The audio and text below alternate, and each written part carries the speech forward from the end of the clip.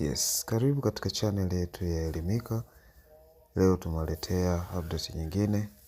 Update hii inahusu matokeo ya moko ya mtihani wa kidato cha sita kutoka zona, na matokeo haya yatajumuisha shule zote za mkoa wa Mbeya.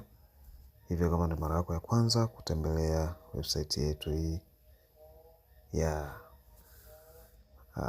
Elimchap, basi hakikisha unatembelea mara kwa mara kuweza kupata taarifa za kielimu, lakini pia subscribe katika channel yetu hii ya YouTube ili kuweza kupata update za mara kwa mara zinazohusiana na elimu pamoja na fursa mbalimbali za ajira.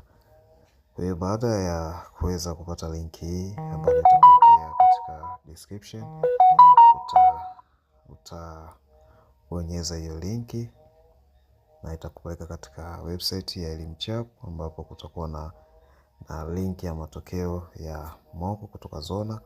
Kama tunavyoona maelezo hapa yanasema kwamba soma hapa kwanza, kisha ikaanza na paragraph inasema kwamba ili kudownload PDF ama kitu chochote kile, gusa sehemu ya screen kufungua tangazo ama ads. Baada ya tangazo kufunguka, lifunge kwa kucancel au kubonyeza button ya kurudi nyuma. Baada ya hapo utaendelea na harakati yako. Sasa hii ni mfano, hapa tuna slide. Hapa ndo kuna link yetu, so bonyeza hapa kutazama matokeo. Nikibonyeza kwa mara ya kwanza itanipeleka katika ads, nitasubiri ifunguke. Kisha funguka, nitarudi nyuma, nitabonyeza kwa mara ya pili na automatically itafungua matokeo. Kwa hiyo baada ya hapo unaweza ukazoom kutafuta jina la shule yako, na utakapolipata jina la shule yako utabonyeza ili kuweza kuangalia matokeo ya shule hiyo. Kwa kila mwanafunzi utaweza kuangalia kama tunavyoona.